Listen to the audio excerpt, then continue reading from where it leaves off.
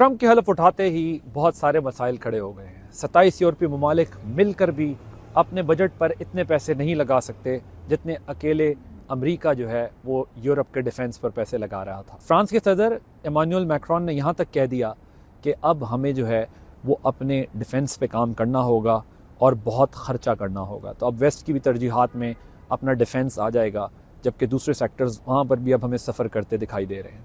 امن کے دور میں یورپ کا خیال تھا کہ جنگیں مغربی ایشیا یا افریقہ تک محدود ہیں. وہ اپنے دروازے پر تشدد کا تصور بھی نہیں کرتے تھے.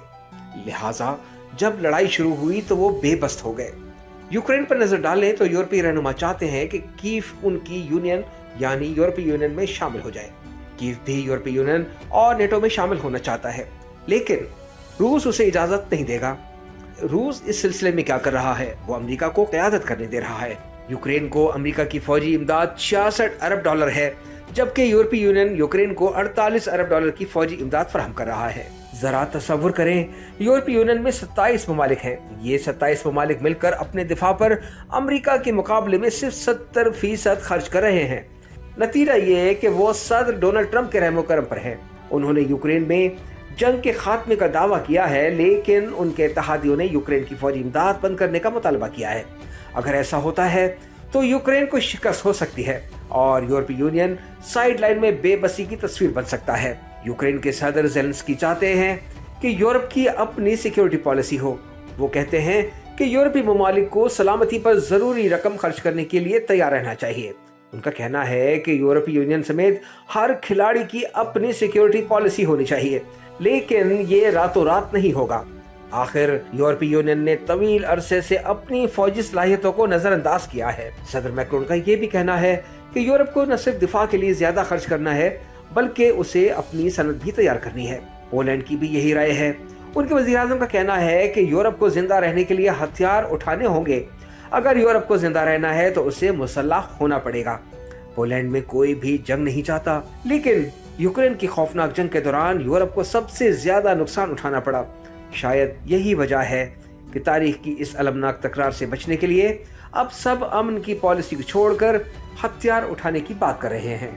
امریکی صدر ڈونلڈ ٹرمپ کے آنے سے کیا بڑی ڈیولپمنٹس ہو رہی ہیں، اس کا امپیکٹ کیا ہونے جا رہا ہے، یہ ہم آپ کو جو ہے وہ بتا رہے ہیں امریکہ سے، واشنگٹن ڈی سی سے، جہاں پر میں موجود ہوں.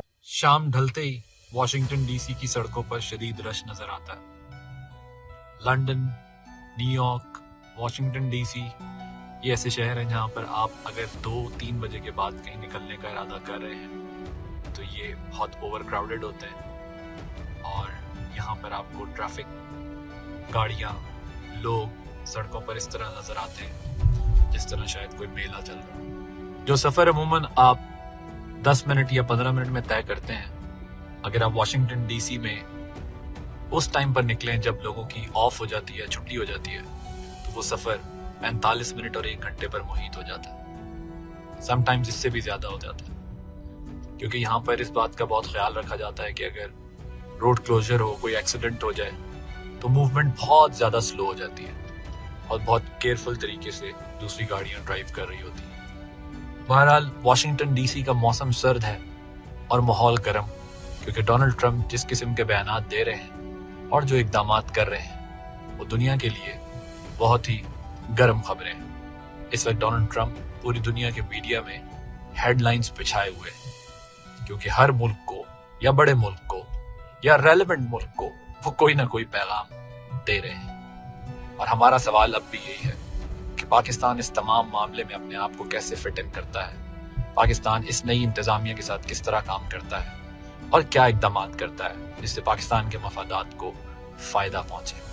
اسی ضمن میں، اسی سلسلے میں ہم مختلف لوگوں سے مل رہے ہیں، جان رہے ہیں، سمجھ رہے ہیں، بات کر رہے ہیں، تاکہ یہ واضح ہو سکے کہ اگلے 4 سال امریکی صدر ڈونلڈ ٹرمپ کے کیسے گزریں گے.